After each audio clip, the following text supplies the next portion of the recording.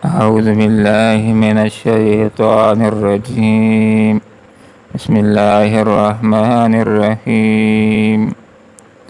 ويسألونك عن ذي القرنين قل سأتلو عليكم منه ذكرا. صدق الله العظيم. سبحانك لا علم لنا إلا ما علمتنا إنك أنت العليم الحكيم. وَيَسْأَلُونَكَ، اور یہ سوال کرتے ہیں تم سے، عن ذی القرنین، ذو القرنین بادشاہ کے بارے میں. قل کہہ دیجیے، سأتلو، میں تلاوت کرتا ہوں، علیکم تمہارے سامنے، مینو اس کا ذکر.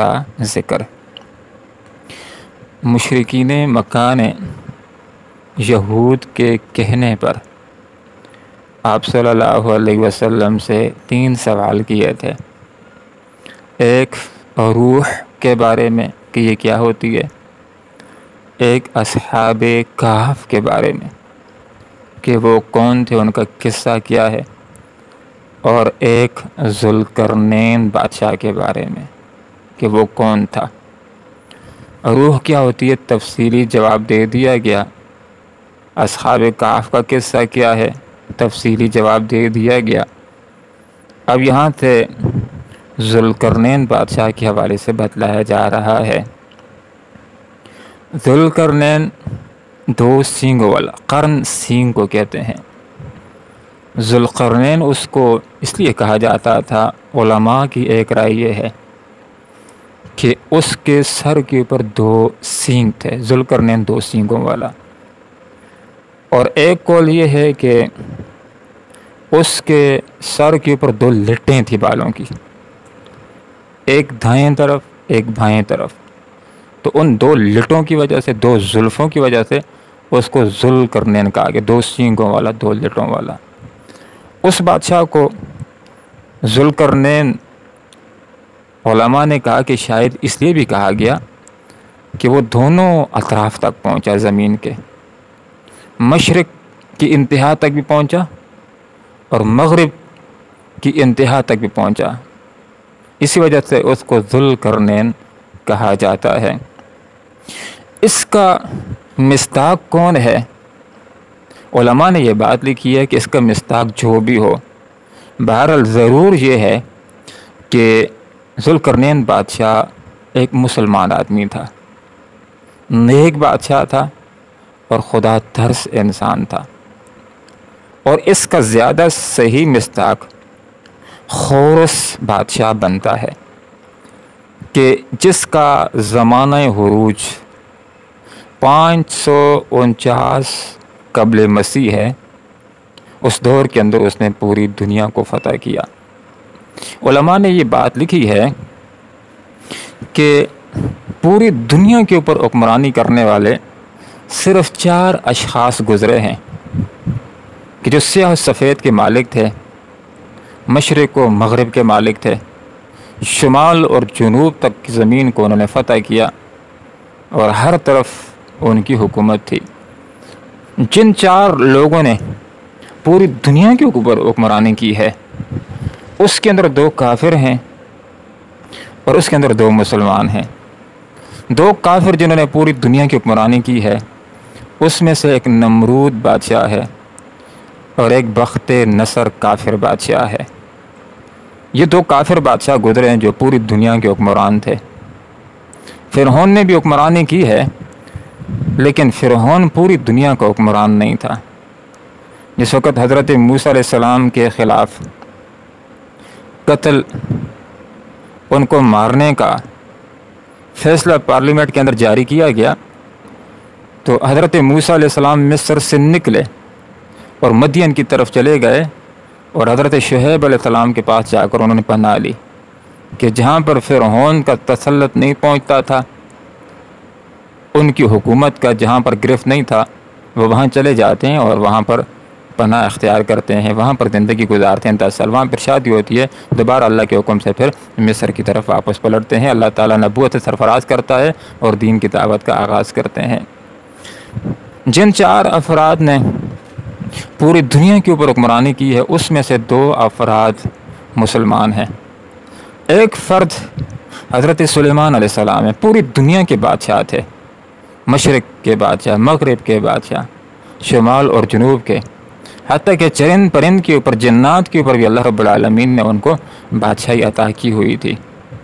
اور دوسرا فرد جو مسلمان جو پوری دنیا کا بادشاہ تھا وہ ذوالقرنین بادشاہ تھا، جس کا یہاں پر ذکر ہو رہا ہے۔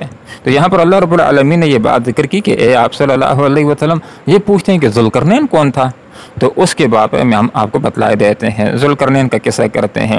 پہلی بات اللہ نے ذکر کر دی کہ اِنَّا مَكَّنَّا لَهُ، ہم نے اقتدار دیا تھا اس کو فی الارض، زمین کے اندر، وَآتَيْنَاهُ، اور ہم نے دیا تھا اس کو مِن كُلِّ شَيْءٍ، ہر طرح کا سبب، اسباب و وسائل، حکمرانی ہم نے اس کو عطا کی تھی، اور حکمرانی کرنے کے لیے جو چیزیں بھی اسباب اور وسائل ضرورت ہوتے ہیں، اصل ضرورت ہے وہ بھی اس کے پاس تھا، افرادی قوت ضرورت ہے اس کے پاس تھی، فوج ضرورت ہے اس کے پاس تھی، حکومت چلانے کے جو اسباب اور وسائل اور سامان ہے وہ اللہ رب العالمین نے اس کو عطا کیا، مشرق و مغرب کی حدود تک پہنچا اور زمینوں کو فتح کرتا چلا گیا۔ تو یہاں پر یہ بات معلوم ہوتی ہے کہ ذوالقرنین بادشاہ ایک نیک دل انسان تھا، یہ خدا ترس انسان تھا۔ تو یہاں سے ہمارے سامنے یہ بات بھی آ جاتی ہے کہ یہ اقتدار یہ ایک اسلامی کام ہے۔ اگر حکومت کرنا غیر اسلامی کام ہوتا، دنیا داری ہوتی، سلیمان علیہ السلام نہ کرتے، یوسف علیہ السلام نہ کرتے، ابوبکر صدیق رضی اللہ عنہ کو خلیفہ بنا رہے تھے تو وہ کہہ دیتے کہ میں تو مسجد کے اندر نمازیں پڑھاؤں گا، یہ دنیا داری کا کام ہے، یہ کسی اور کے حوالے کر دو۔ نہیں، انہوں نے کیا ہے۔ اور یہ اہل ایمان کو اللہ رب العالمین کا یہ حکم بھی ہے، ان اقیم الدین، یہ کہ دین کو قائم کرو۔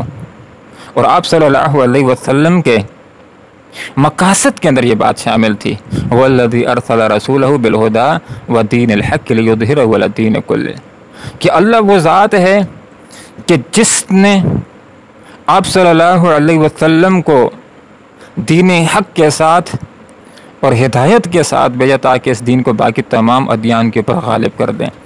باقی کوئی دین رہتا ہے تو رہے، باقی کوئی مذہب رہتا ہے تو رہے، لیکن مغلوب ہو کر کے غالب جس نے ہونا ہے، کلمۃ اللہ العلیٰ، اللہ کا کلمہ ہی بلند ہونے والا ہے، ان الحکم الا للہ، حکومت نہیں ہے مگر اللہ رب العالمین کی۔ تو اسلامی نظام کا قیام اور خلافت راشدہ کی طرز کی طرح حکومت کا قیام یہ اہل ایمان کی ذمہ داری بنتی ہے۔ امین آسن اصلاحی صاحب نے یہ بات ذکر کی ہے، فرماتے ہیں کہ قرآن کے جس حکم کے اوپر عمل کرنے کے لیے جس لازمے کی ضرورت ہوتی ہے، اس لازمے کو پورا کرنا یہ مسلمانوں کی ذمہ داری ہے۔ اب آیات کہ جس کے اندر یہ بات ہے کہ چور اس کا ہاتھ کاٹا جائے، زانی اس کو کیس ثابت ہو جائے تو کوڑے لگائے جائیں، شرابی کیس ثابت ہو جائے تو کوڑے لگائے جائیں، مرتد کی سزا قتل ہوتی ہے، اور جو آدمی کسی کو قتل کر دیتا ہے اس کو قصاص کرنا ہے۔ ان احکامات کے اوپر عمل کرنے کے لیے ایک ایسے مضبوط جتھے کی ضرورت ہے کہ جو یہ قانون نافذ کرے تو اس سے کوئی بدلہ نہ لے سکے، اس مضبوط جتھے کو اسلامی حکومت کہا جاتا ہے۔ تو ٹھیک طرز کے اوپر اسلامی حکومت قائم کرنا جو خلافت راشدہ کی طرز کی ہو، یہ اہل ایمان کی ذمہ داری ہے۔ اور یہ جو بادشاہتیں ہیں، یہ جو آمریتیں ہیں، یہ شخصی حکومتیں ہیں کہ جس کے اندر اختیارات انسان کی اپنے ہاتھ کے اندر ہوتے ہیں، جائز اور ناجائز کے، اور جس کے اندر خزانوں کو وہ اپنی مرضی کے ساتھ استعمال کرتے ہیں، یہ اسلام کا طریقہ کار نہیں ہے۔ یہ کہ میرے بعد میرا بیٹا حکمران ہوگا، یہ اسلام کا طریقہ کار نہیں ہے، یہ خلافت راشدہ کا طریقہ کار نہیں ہے۔ خلافت راشدہ کے اندر یہ بات ہوا کرتی تھی کہ پہلے ایک شخص کو بیعت کر دیا جاتا تھا، اس کو حمایت دے دی جاتی تھی، اور اس کے بعد وہ اقتدار کے اندر آتا تھا۔ لیکن جس بات خلافت سے ملوکیت کی طرف چلی گئی تو معاملہ الٹ ہو کر کے رہ گیا۔ اس کے اندر یہ بات ہوتی تھی کہ ایک آدمی پہلے سے نامینیٹ کر دیا جاتا تھا کہ میرے بعد یہ حکمران ہوگا، پھر اس کے لیے جبراً حمایتیں حاصل کی جاتی تھیں، جبراً اس کے لیے بیعت حاصل کی جاتی تھی۔ حضرت امام حسین رضی اللہ عنہ اور یزید کے درمیان جو بنیادی نقطہ اختلاف وہ یہی ہے، حضرت امام حسین رضی اللہ عنہ کی پوری جدوجہد کا خلاصہ یہی نقطہ ہے کہ یزید کہ جو غلط طریقے سے مسلمانوں کا حکمران بن گیا ہے، کہ جس کی حکمرانی سے بات خلافت سے ملوکیت کی طرف جانا شروع ہو گئی ہے، اس کو مستعفی ہو جانا چاہیے۔ پوری امام حسین کی جدوجہد کا خلاصہ ہے کہ اس کو مستعفی ہو جانا چاہیے، پھر مسلمان اپنی مرضی کے ساتھ، آزادانہ راہ کے ساتھ، جیسے خلفائے راشدین اربعہ کو مسلمانوں نے اپنی خوشی کے ساتھ صالح بندے کو اور صلاحیت رکھنے والے بندے کا انتخاب کرتے تھے، اس طریقے کے ساتھ لوگ اپنے حکمران کا خلیفہ کا انتخاب کر لیں۔ یزید کی یہ کوشش تھی کہ وہ حضرت امام حسین سے کسی طرح بیعت لے لے تاکہ اس کی حکومت کو ایک قانونی جواز مل جائے، لیکن امام حسین رضی اللہ عنہ صاف ڈٹ گئے تھے اور اس عزم کا اظہار کر دیا تھا کہ میرے جیسا اس جیسے کہ یزید جیسے کی بیعت نہیں کر سکتا، اس کی حمایت نہیں کر سکتا۔ اصل بات یہ نہیں تھی کہ ایک یزید برا آدمی اقتدار کے اندر آ گیا تھا، جو بنیادی نقطہ تھا وہ یہ تھا کہ ایک برا آدمی ایک غلط طریقے سے حکمرانی کے اوپر آ گیا تھا۔